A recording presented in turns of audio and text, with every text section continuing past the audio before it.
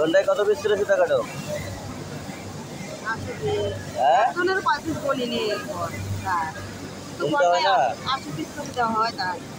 Total board কত পিসের হয়?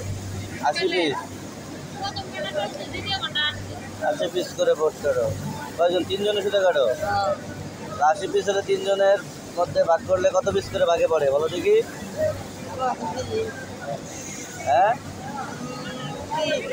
না না 32 পিস করে